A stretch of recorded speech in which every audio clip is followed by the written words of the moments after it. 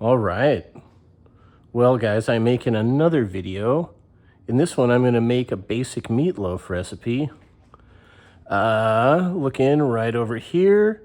I know you can't read it, but that's my recipe right over there. The first thing it calls for is half a onion. I'm just going to cut one up real quick. And this onion needs to be cooked and caramelized before we add it to the mix. So I'm just going to get in here. Here we go, very carefully. And there we are. Now before we finish that, maybe I walk over to the oven here. Okay. And I put the temperature on to 300. There we go. Cool, cool.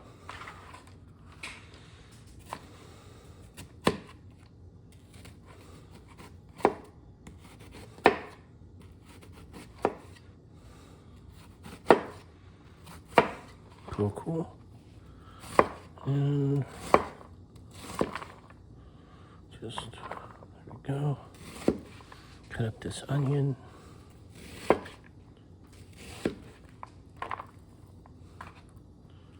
Okay. Gonna kind of cut up. There we go. Cool, cool. And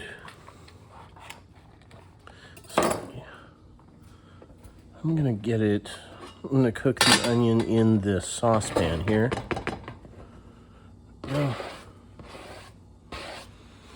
And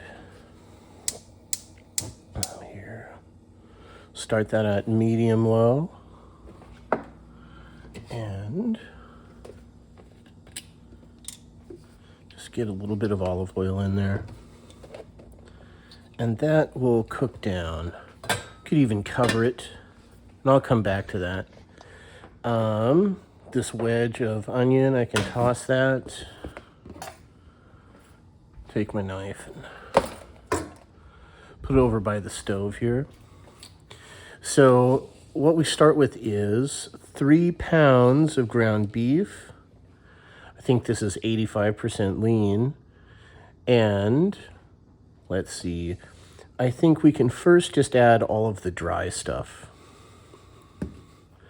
So rule of thumb is about a teaspoon of salt per pound of beef, disregarding all other seasonings. If you are only using salt, we're going to do a little bit differently. I'm going to add a tablespoon of ranch seasoning. I'm going to add about a teaspoon and a half of salt on top of that. And that'll get us to a similar level of seasoning. Here we go.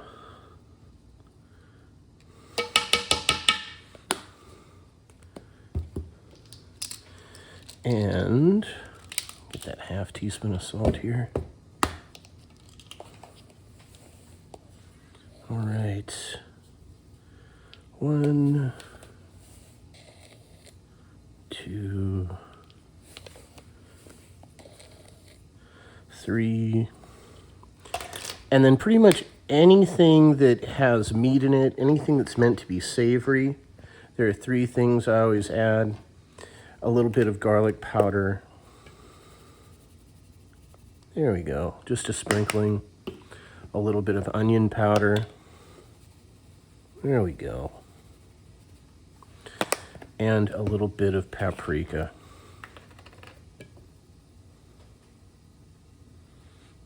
There we go. Cool, cool.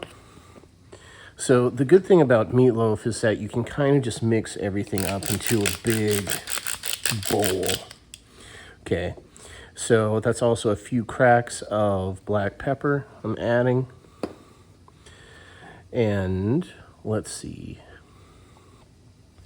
So one thing I'm adding here is I'm adding about half a cup of baby spinach.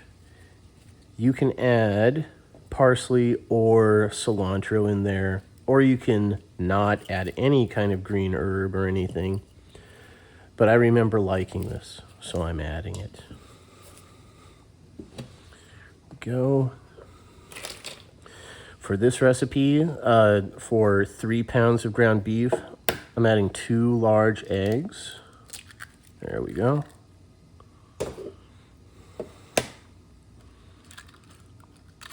Cool, cool. And 8 ounces of tomato sauce. Where's my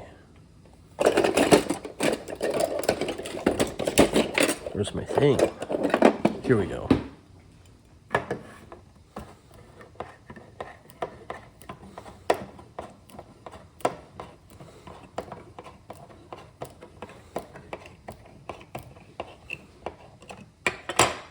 Cool, cool. Now that should be enough goop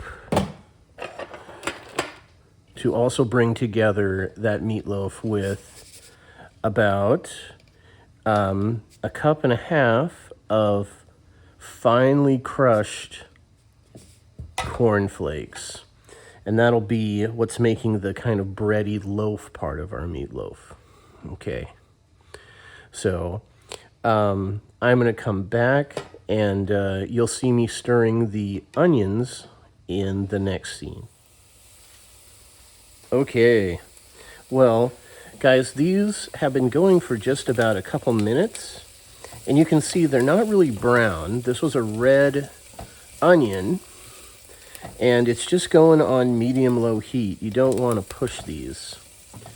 So I don't know if I want to add any salt to these either. But you can add salt to kind of get them to start to weep out and caramelize them faster. But I think they'll be fine just as they are. Now, we want these to be pretty soft and broken up. So there's another thing you can do to help break up onions. And it's not exactly a trick. Almost everyone knows about it. But if you don't know, adding a little bit of baking soda to sauteed onions will cause them to melt. And just a pinch like that will work. Cool, cool. And we'll just stir them and wait for them to get nice and brown. There we go.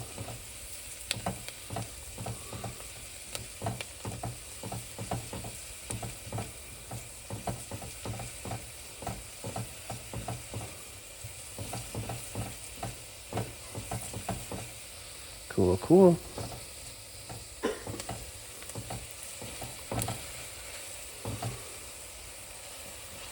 All right. So guys, I'm going to babysit these, and I'll come back when they look a little bit different, okay? See you in a bit. All right. Well, the onions have been going for a while, and you can see that their texture is much different now. I also turned the heat up just now to medium from medium-low. So I did cover them for a bit, but you can see they are definitely more of like a liquid state now.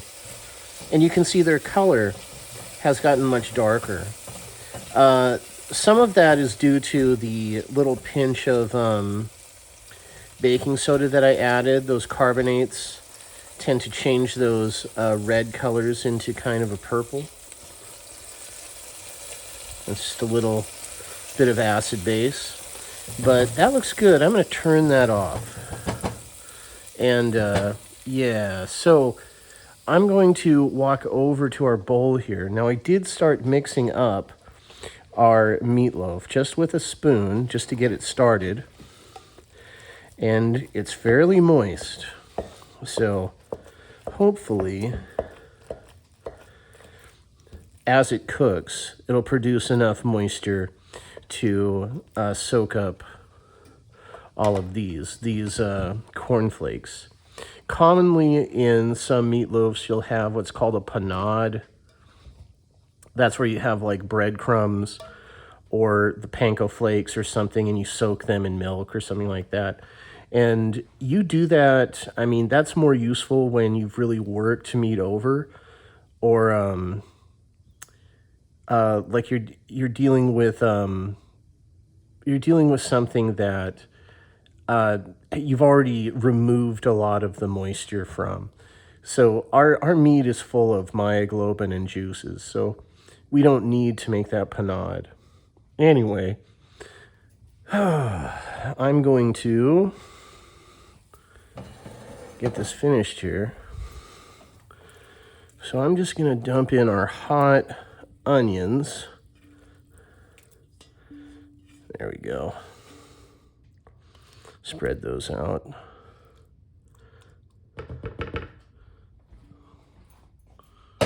Cool, cool. And really the only way to mix this is with your hands. So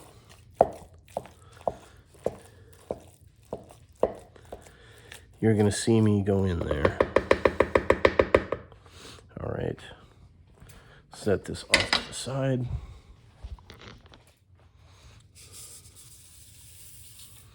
Okay. And the idea is that you just want to mix it until everything is basically homogeneous and you have something that feels like a loaf, firm enough that you can mold it and place it on a cookie sheet. Okay. Cool, cool.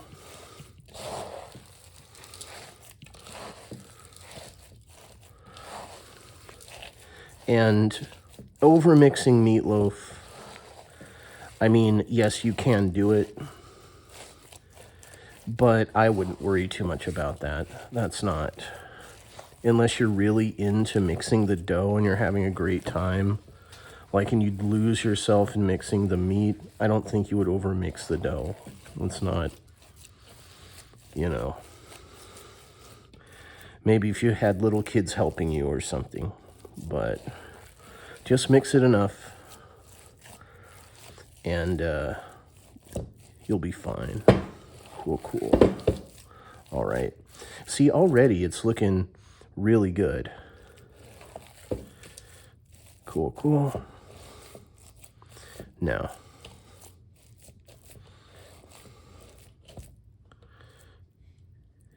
because I have to wash my hands in between each step, you'll have to see a couple of cuts here. So I've mixed the loaf up till it's ready. It's ready to be molded, placed on a sheet, and baked. But in order to do that, I'm going to have to wash my hands, mold it, place it on the cookie sheet, wash my hands, put the cookie sheet in the oven.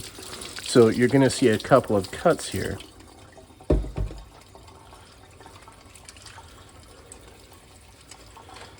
I'm not about to turn off my phone after I handled all that ground beef. So you've got to remember to wash your hands. The most important step in cooking. There you go.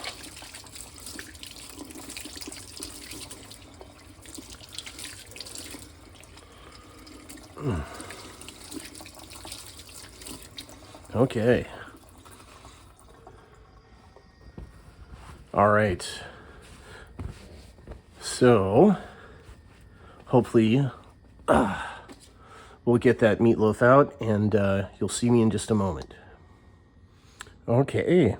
Well, now we're going to get this meatloaf molded and placed over here on this baking sheet. And I've put down a bed of cornflake crumbs. Those will make for like a crispy sweet bottom to the meatloaf. So I just make a basic meatloaf shape, but I suppose you could do something else. And this looks pretty good. I'm just gonna walk it on over here. There we go. And there we are. I don't put any glaze on at the beginning. I wait till it's been cooking a while. But it should hold its shape. There we go. And of course, cross-contamination. I'm gonna wash my hands real quick again so we don't spread the gunk everywhere. There we go.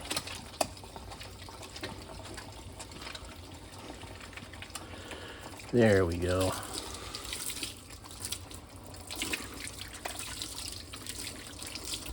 Okay.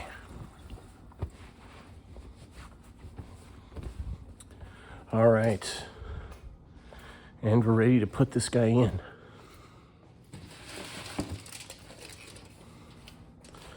There we go. Cool, cool.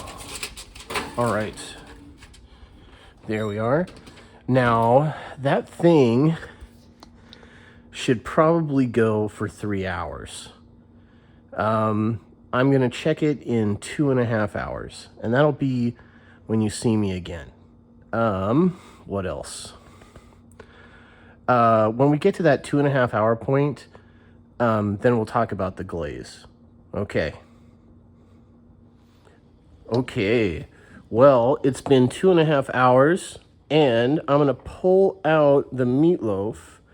It probably just needs to go maybe 15 more minutes, but we're going to pull it out and we're going to put a glaze on top of it. Ooh. So, oh, there's potatoes on the stove. Okay. We'll grab this guy. All right. Cool, cool. Now, in order to set the glaze, I'm going to raise the temperature of that oven. I'm going to raise it up to, I guess, 425. There we go. And that'll heat up. It'll heat up as we drop the meatloaf into it. That looks pretty good. I'm curious to see what the temperature is on the inside. Let's see. Meatloaf is made to be cooked absolutely done all the way through. So, oh yeah, we're cooked. We're just gonna set the glaze on there. But that is definitely good and done. Okay. So, the first thing I'm going to get is a good dipper full of honey. So I'm going to twirl that dipper in the honey there. I'm kind of running low. There we go. There. And as you turn it, it won't drip. And then when you stop, boom. That's how you deliver honey from a dipper. There we go.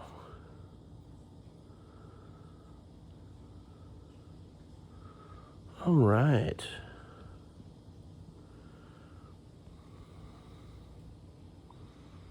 Cool, cool. All right. And this glaze isn't measured, it's just eyeballed. I'm going to add a little bit of soy. Here we go. And ketchup here. There we go. Cool, cool. So, just gonna mix it up a bit. There we are.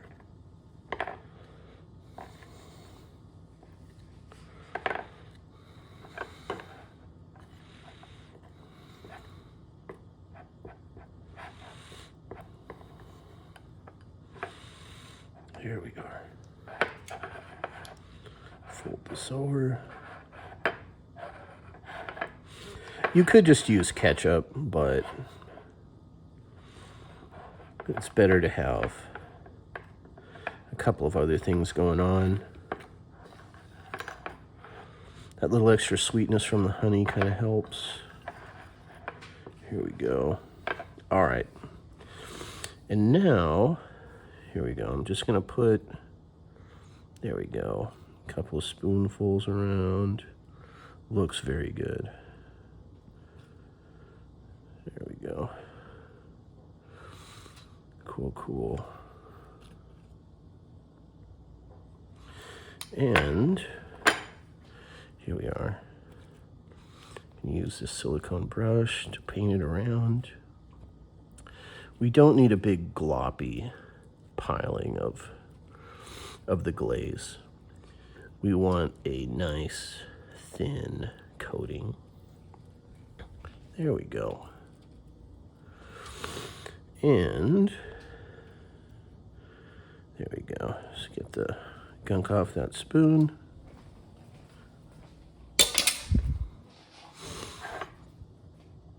There we go.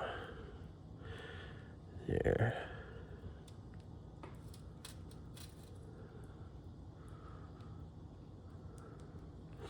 That outside rind of the meatloaf, that's the best part. There we go.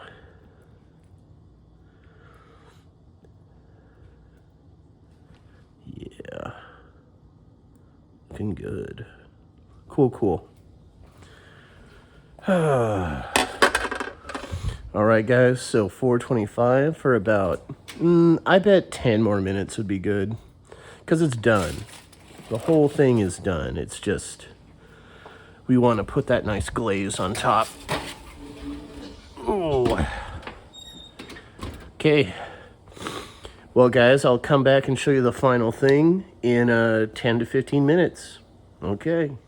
All right. Well, after 10 minutes, I took a peek, and it looked pretty done to me. So here it is. And it needs to rest. It's really hot, but that looks like a pretty good meatloaf. Yeah. Anyway, yeah. Well, that's been the meatloaf video.